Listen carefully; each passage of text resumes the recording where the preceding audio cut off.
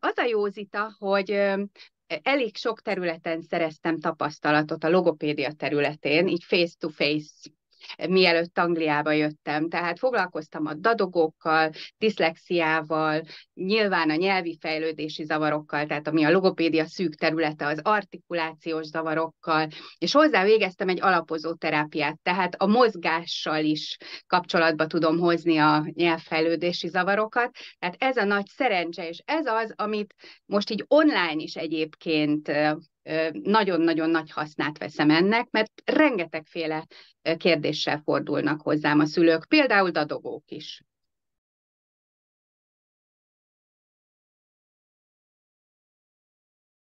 Jaj, de jó, hogy itt vagy. És ennyi mindenről fogunk ma beszélni. Köszönöm, hogy annyi kérdést tettetek fel az oldalon. Úgy volt, hogy múlt vasárnap beszélgetünk, de aztán elcsúszott technikai okok miatt a beszélgetés, de sokkal-sokkal több téma merült fel. Köszönöm, Baki Bea, hogy itt vagy ma velünk. Ez a logopédia meg a többnyelvűség, ez egy nagyon-nagyon izgalmas dolog. Engem is nagyon sokan kérdeznek, és szerencsére nagyon sok, de több logopédussal is konzultálok, és amikor rátaláltam, akkor nagyon megörültem neki, mert ugye egészen más, hogyha valaki maga is külföldön él, Igen, és igen. ez egy egészen más jellegű tapasztalatot nyújt. Mióta élsz Angliában? Elmondom, és én is nagyon sok szeretettel köszöntelek benneteket, és köszönöm Zitának, hogy meghívott erre a beszélgetésre. Nagyon örülök neki, és a sok kérdésnek is. Én most 8. éve élek Angliában, és előtte 25 évig dolgoztam Magyarországon logopédus gyógypedagógusként, és amikor megérkeztem, akkor rögtön elkezdtem dolgozni egy speciális iskolában. A gyógypedagógus diplomámat rögtön elfogadták az iskolában, sőt, nem is nagyon láttak még ilyet, őszintén szólva, mert Angliában nincs logopéd vagy gyógypedagógus képzés, hanem továbbképzések vannak. Tehát a pedagógusok elmehetnek továbbképzésre, és gyógypedagógussá válnak. Úgyhogy ennek nagyon örültek, és akkor elkezdtem egy kis osztályban dolgozni. Most az elmúlt 3 évben emellett dolgozom egy logopédus mellett is, mint logopédiai asszisztens, és végzek nyelvi fejlesztést az iskolában lévő gyerekeknél, szóval nagyon izgalmas. Tehát a kérdésedre visszatérve, amikor Angliába jöttem, akkor már volt fogalmam a kétnyelvűségről, és a kétnyelvű gyerekekkel is foglalkoztam egyébként egy magyar-angol óvodában, egy Montessori óvodában Budapesten, ott egy 15 évig voltam én ennek az óvodának a munkatársa, és ott kétnyelvű gyerekek voltak. Magyarok, akik idegen nyelven tanultak, a szülők külföldiek voltak, mindenféle vegyes dolgot képzelj el, izgalmas volt. Másrésztről pedig 15 éve élek együtt a férjemmel, aki angol, tehát a kétnyelvűséget én ilyen szinten is élem a családban, és nagyon sok problémával tudok azonosulni, amiket a szülők feltesznek, hogy van ez a közös nyelv. Például édesanyám nem beszél angolul, amikor együtt vagyunk. Nyilván ezek a problémák a mi családunkban is fölmerülnek, és amióta idejöttem, ez a kétnyelvű gyerek a családban, ez a kérdés még komplexebbé vált számomra. Tehát fölmerült ennek a kérdésnek a sok-sok-sok rétege, és mivel nagyon sokféle problémával és sokféle összetételű családból fordulnak hozzám, ezért amit most látok, azok nem nehézségek, hanem kihívások, de, de komplex.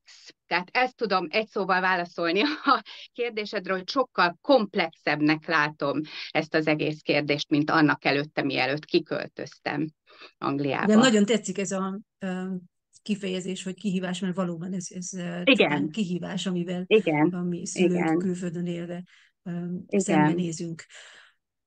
Akkor kezdjük a kérdéseknél, mert tényleg nagyon-nagyon különböző és nagyon érdekes kérdéseket kaptunk. Hol igen, kezdjük? Mert te is megnézted az oldalamon, igen, igen. hogy Szerintem milyen kezdjük témák el. merültek fel. Szerinted melyikkel kellene kezdenünk? um, Ugye a leggyakoribb az R betű, vagy a igen, magyar az R. R, hogyha valaki Kezdjük akkor az R Franciaországban, hanggal. Németországban, Angliában Hmm. él, ugye akkor a Igen, gyerekeknek egy másféle ert kell beszélni, mediterrán országokban ez nem az nem, a akkora kis magyarul problémát, mert ugyanúgy formáljuk az R hangot, igen. igen, igen.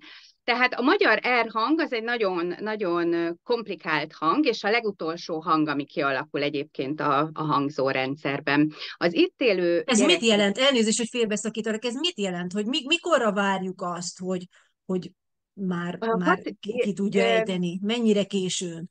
igen, tehát 5 éves korban vizsgáljuk meg elsősorban az artikulációs rendszert, hogyha akkor fölmerülnek a beszédhang problémák, akkor elkezdünk foglalkozni, de ha nagyon sok hang hibás, és hogyha a gyermek figyelme alkalmas arra, akkor 4,5 évessel is el lehet kezdeni a munkát. Még egyszer hozzáteszem, ha sok hang, tehát ilyen 10-12 hanghiba esetén 4,5 évessel el lehet kezdeni játékosan a hangokat fejleszteni. Azt szeretnénk, hogy mire iskolába mennek a gyerekek, a hangzóik tiszták legyenek, tehát iskola kezdésre, mert az nagyon jól megalapozza az olvasási írás tanulást, vagyis ez az egyetlen, ami jól megalapozza, hogy ha tiszták a beszédhangjai. Az R hangot azt szoktuk mondani, hogy még első osztályban, tehát 6-7 éves korban is ki tudjuk eredményesen javítani, egyébként még később is, mert most nálam több 8-9 éves gyerek jelentkezik, akik itt élnek Angliában, nyilván nem vettek részt a magyar szűrőrendszerben, a magyarországi logopédiai szűrőrendszerben, és nagyon jól meg tudtuk csinálni az R hangot 8-9 évesen is, sőt, nemrégiben egy felnőtt fordult hozzám ezzel, és akkor is ki lehet alakítani, de ez egy komplex hang, tehát kell az, hogy a nyelv elég erős legyen, az áll és a nyelvmozgás szétváljon egymástól, közben meg kell egy lazaság is hozzá, amivel meg lehet perdíteni. Tehát egy komplex hang. Fél év, 1 év, másfél év, körülbelül ennyi munka szükséges, logopédiai munka, hogy sikerüljön. Van, akinek Ebben gyorsabban megy. abszolút meg tudlak erősíteni.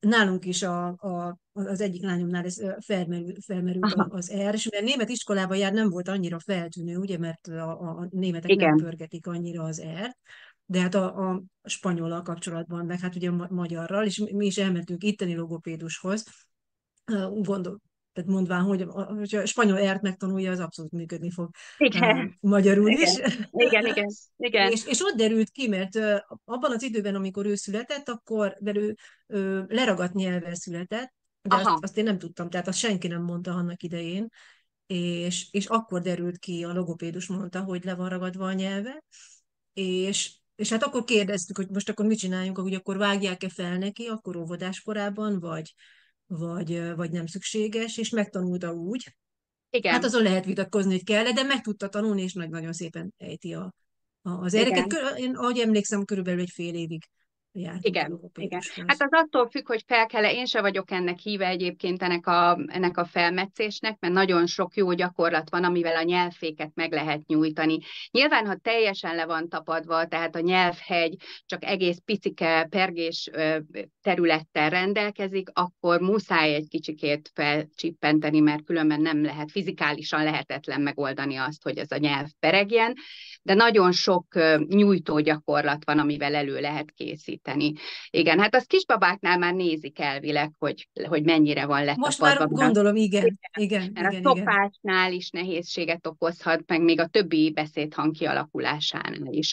Úgyhogy az R hangot meg lehet egyébként, az volt a kérdésen ennek a szülőnek, hogy meg lehet csinálni, igen, és online formában is meg lehet csinálni, nagyon jó kamera, mikrofon kell hozzá, jó fényviszonyok, és meg lehet ugyanúgy oldani, mint személyes órán. És 5 éves kortól, tehát 5 éves kor előtt Igen, nem. 5 év alatt én biztos, hogy ha már dolgozom is egy gyerekkel, esetleg, mert nagyon sok hanghibája van, biztos, hogy nem nyúlunk hozzá az Mik R a hanghoz. leggyakoribb hanghibák? Hát ha nagyon sok hanghiba van, akkor ez a KT, GD Uh-huh. hangcsere. Igen, mert Illetve ezt nagyon röviden halljuk. igen, Ugye igen, igen, az M, az N, a J, az hosszabban lehet hallani, és igen, igen, sokkal igen. És az nehezebb M azonosítani.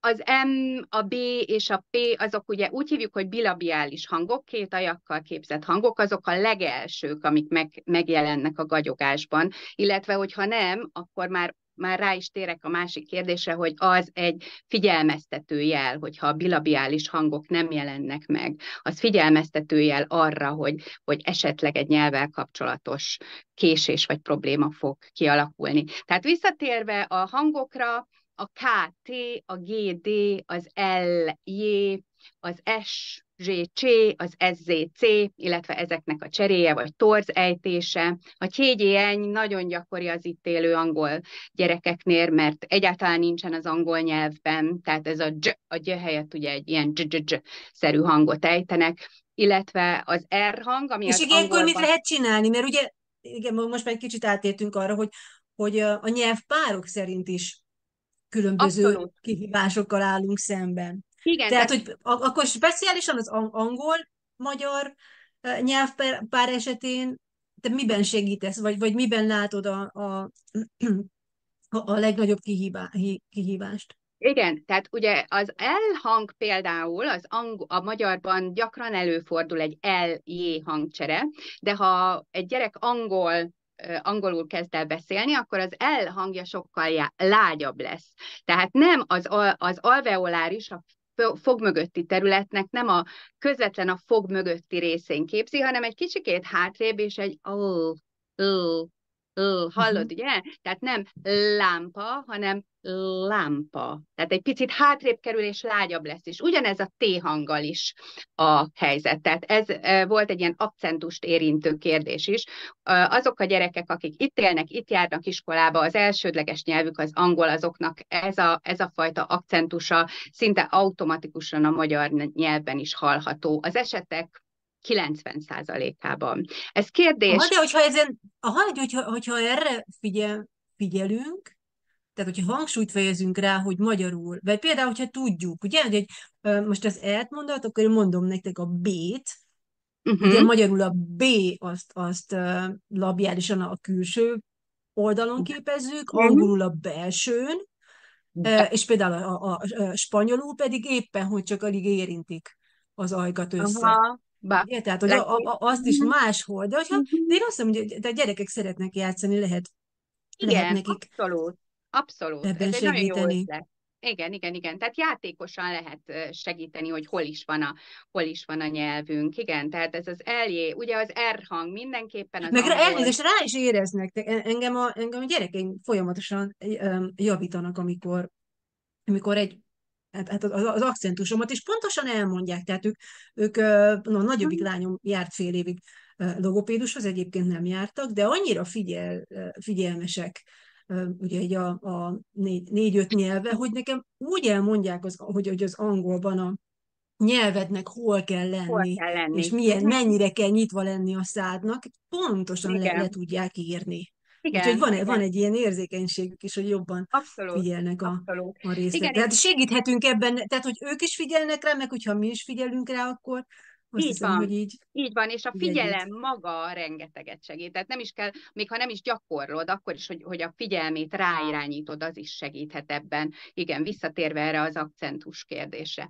Tehát a TGN hang az abszolút nem létezik az angol nyelvben, tehát hogyha valaki azt szeretné, hogy a magyar nyelvben használja ezt a gyerek, akkor azt meg kell tanítani, és ezt is 5 éves korban megnézzük, hogy van-e egy TGN hang, hogyha nincs, akkor elkezdjük javítani. És ami nagyon érdekes, a, az angolban, és amit észrevettem, amire nem gondoltam, amikor idejöttem, az a magánhangzók. Ugye az angolban rengeteg dupla magánhangzó van, ezek a diftongok, amit úgy hívunk, hogy Igen. diftong, ez az O, meg az áu, U, U, like tourist, ezek a fajta dupla magánhangzók, és a magyar gyerekek néha az A hangot azonosítják az apple, ami ugye Uh-huh. nem is A, és nem is E. Tehát amióta itt vagyok, ez az A, A, E differenciálás, ez nagyon-nagyon népszerű az Ez órán. nagyon érdekes, amit mondasz, mert ez a felnőttek akcentusában is, hogy ugye Igen, magyarul az A az mindig hosszú, igen, és az é is mindig hosszú. Az E az mindig rövid, és az A az mindig rövid.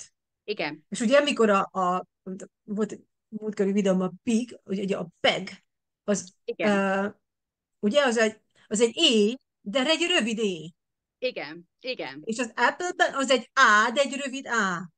Tehát, hogy megvan a Á, hangzó, csak hogy a hosszúság, rövidség igen, de nem is miatt, teljesen A az Apple. Az az A és igen, az igen, E nem, között. igen, igen, igen. Igen, igen. Tehát, hogyha meghallgatod például vannak ilyen szópárok, amivel szoktam játszani az iskolában a gyerekekkel, mert náluk is néha ez nehéz. Például a pan, amit a konyhában használunk, ez a serpenyő, és a Igen. pen, igen, tehát pan, pen, bat, bet, uh, bed, bad.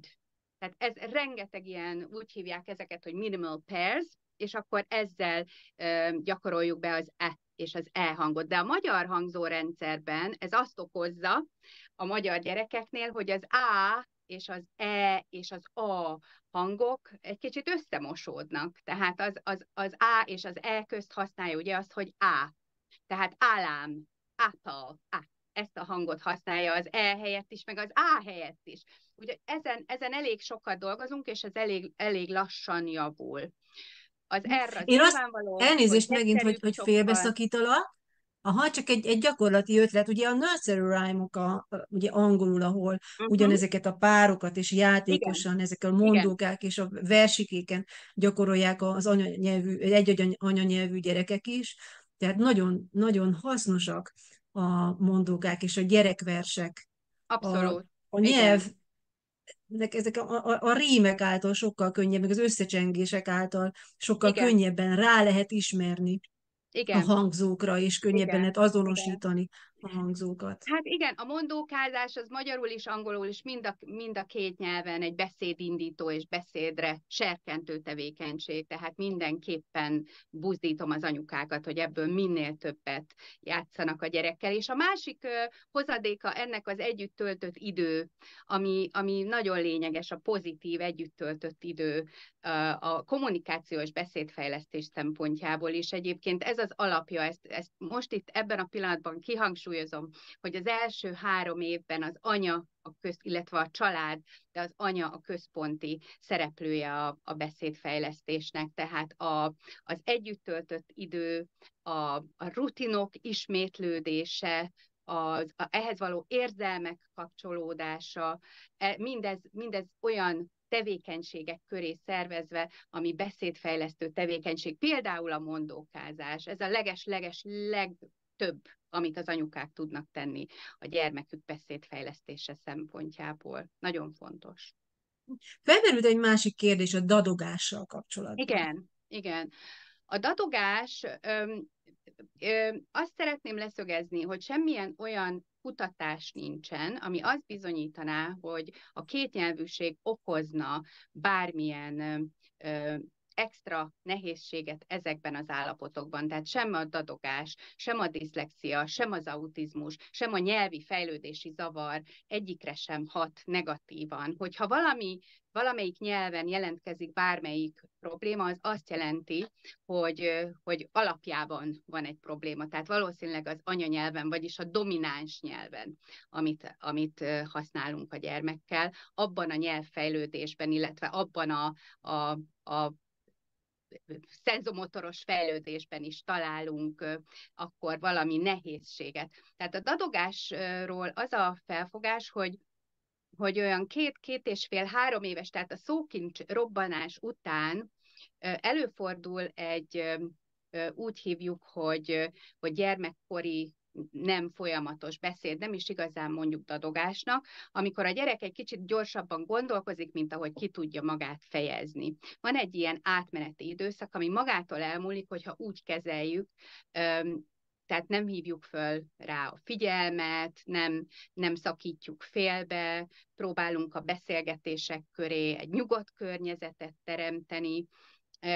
Ezek általában elmúlnak, amikor a nyelvi fejlődés utoléri a gondolkodás ritmusát.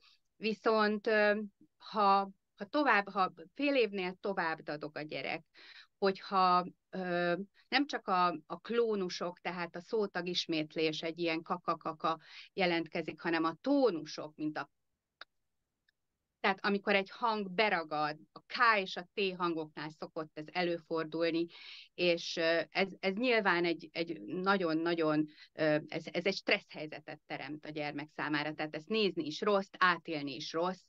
Ha tovább tart, mint fél év, illetve vagy láthatóan a gyereket zavarja, vagy a környezetet nagyon-nagyon zavarja, akkor szakemberhez kell fordulni. Tehát én akkor biztos, hogy azt javasolnám, hogy ne várjon a szülő, és ez 3-4 éves kor körül szokott általában kialakulni. Tehát a gyermekkori dadogás, vagy gyermekkori nem folyamatos beszédnél későbbi időpontban. Volt itt egy 4 Ez éves. lehet örökletes, vagy ez Igen, a dadogás az egy ilyen sok okú beszédzavar, aminek vannak örökletes tényezői, és vannak szerzett tényezői. Előfordul a genetikában érdekes módon a görcsös megbetegedésekre való hajlam, tehát például az aszma, migrén, ezek a görcsös betegségek gyakran előfordulnak az anamnézisben, illetve amikor a valódi dadogás jelentkezik, az általában az anyától való leválás időszakában, tehát vannak egy ilyen pszichoszociális faktora is, amikor a nyelv válik igazán a kötődés eszközévé, tehát amikor már fizikálisan nem vagyunk egyek, hanem a nyelven keresztül kapcsolódunk, és akkor ez az elválás, ez a leválási időszak lehet nehéz a gyermek számára, illetve olyan is előfordul, hogy történik konkrétan valami, amikor a gyermek elkezd nem folyamatosan beszélni, de az gyakran előfordul, hogy a környezete nem is veszi észre. Tehát ez a gyermek belső életében egy stressz helyzet, vagy egy veszteség, de a szülők nem realizálják, hogy ez így hatott a gyermekre.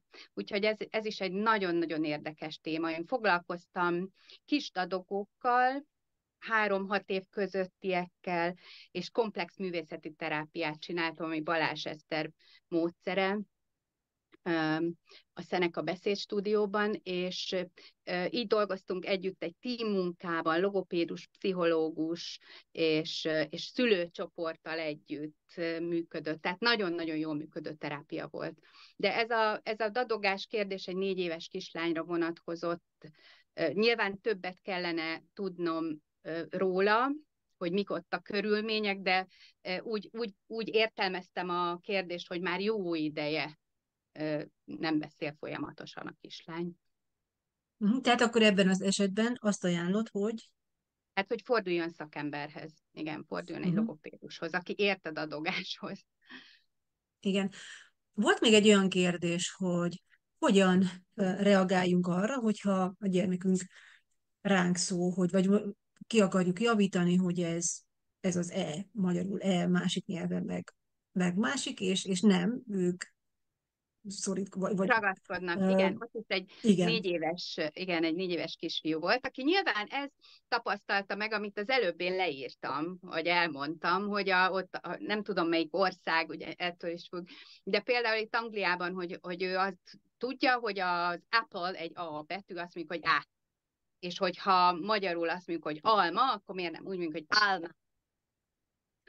Szerintem ez abszolút elképzelhető. Hát nyilván ez attól függ, hogy ebben a családban milyen a két nyelv kultúrája, és hogy használják, melyik a domináns nyelv, melyik az anya beszél csak magyarul, az apa angolul beszéle, mennyire fogadják el a gyerekek a magyar nyelvet, hogy viszonyulnak a magyar nyelvhez.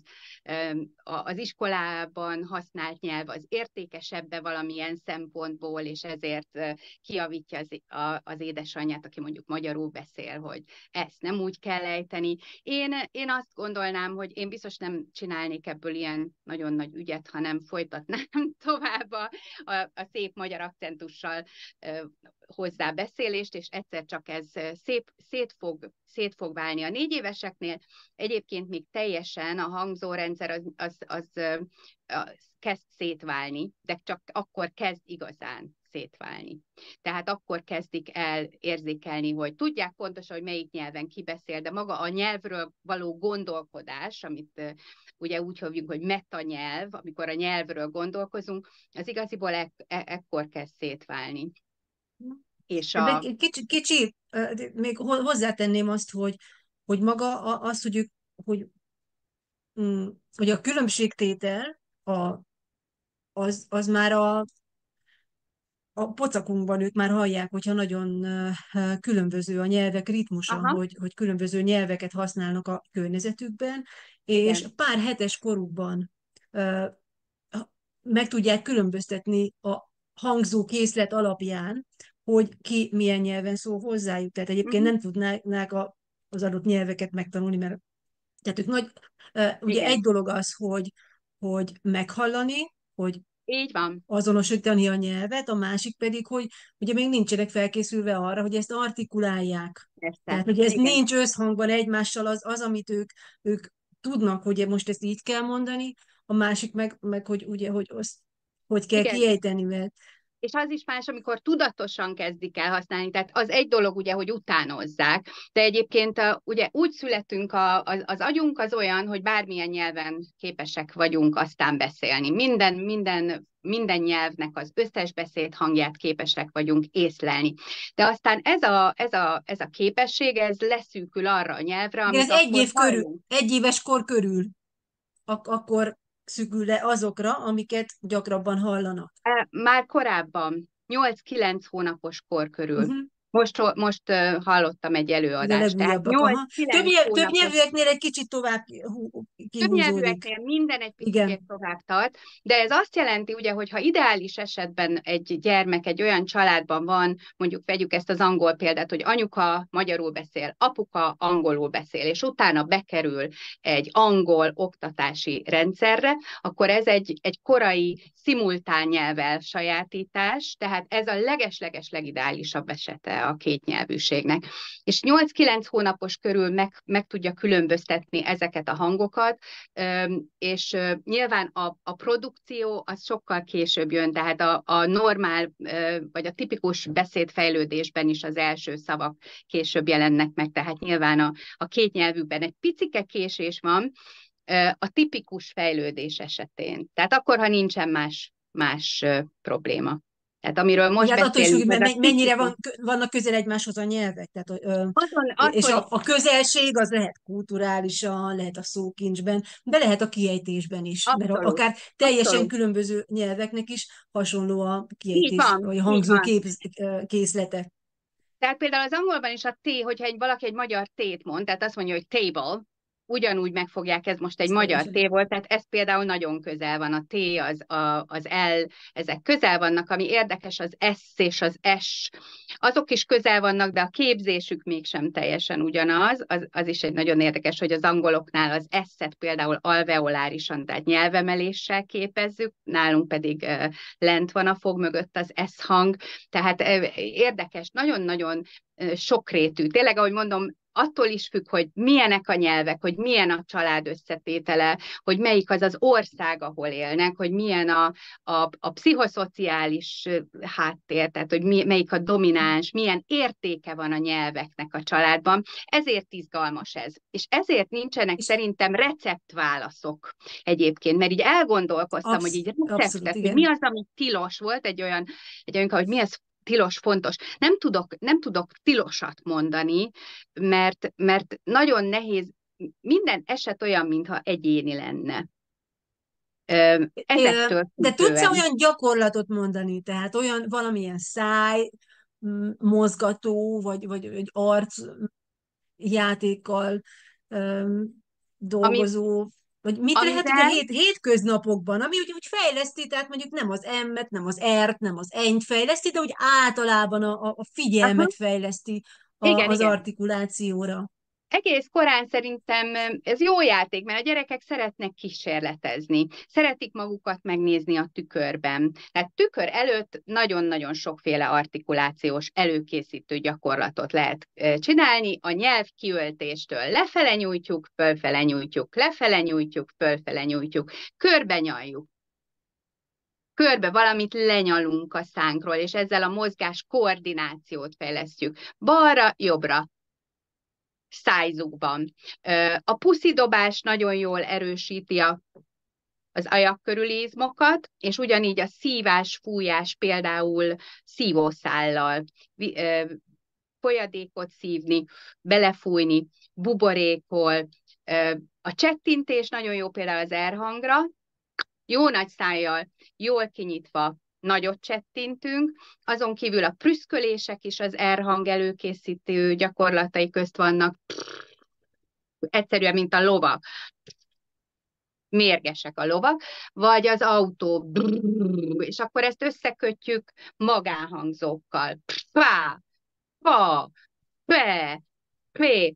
Ez benne van az R-hang előkészítő gyakorlatai között. Nyilván, ha specifikusan hangot kell fejleszteni, akkor részletesen azokat a nyelvgyakorlatokat csináljuk, és az auditív differenciálás az megtámogatja a kialakítandó beszédhangokat. Tehát, hogyha egy kisgyereknél Ez mondjuk mit jelent pontosan hogyha mondjuk egy az auditív meg? je hangcsere van, azt mondja, hogy jabda, vagy azt mondja, hogy jepke. Akkor játszunk egy olyat, hogy mondjuk a l hang, az az éneklős kislány hangja, mert ő azt mondja, hogy la, la, la. A je, az meg a jajgatós kisfiú, fáj a füle, jaj, jaj, jaj. És akkor, hogyha rajzolunk két ilyen képet, akkor egy olyat fogunk játszani, hogy melyik hangot hallod, a l hangot, az éneklős kislány hangját, vagy a jajgatós kisfiú hangját, és akkor meg kell mutatni, hogy melyik. De ezt lehet mozgás közben is, ehhez nem kell leülni, hogyha van két képed, akkor csak ezt, vagy azt, vagy ülve, játékosan. És hogyha így hangokban sikerül a megkülönböztetés, akkor lehet szótagokban. Akkor azt mondom, figyelj csak, la, ez az éneklős volt, vagy a jajgatós. És így tovább, szavakban még nehezebb meghallani. És ez megtámogatja például az eljé kialakítását. Hát ezek nagyon-nagyon-nagyon hasznos ötletek. Hol lehet téged megtalálni? Nekem van egy weboldalam, a logopédus.org weboldalon nagyon sok szeretettel várom, ha valakinek tudok segíteni bármiben, ott van egy kontaktform, egy e-mail cím hozzá, és van egy Facebook oldalam is, a Logopédus online Facebook oldalon is nagyon sok szeretettel várom a szülőket, és most fogok majd egy sorozatot indítani korai kommunikáció fejlesztéséről. Egy picike kis ilyen apró tippeket adó sorozatot, mindegyik csak nagyon jól használható, nagyon rövid, a hétköznapokba beiktatható videósorozat lesz, és azt ott megtalálhatjátok majd a Facebookon. Jó lesz. Lehet. Hát köszönöm szépen, hogy itt voltál. Köszönöm, Zita, én is a lehetőséget. És hogyha további kérdések merülnek fel, akkor remélem, hogy lehet majd még szó arról, hogy még egyszer beszélgethessünk. Igen, lehet azt is, folytassuk a beszélgetést. Igen, hogy kitűzünk egy speciális témát, mert nyilván most érintettünk nagyon sokat, de hogyha valaki részletesebben kíváncsi valamelyik témára, akkor én szívesen állok elébe, hogy beszélgessünk. Köszönöm szépen, és nektek is köszönöm, hogy itt voltatok. Sziasztok! És köszönöm, sziasztok!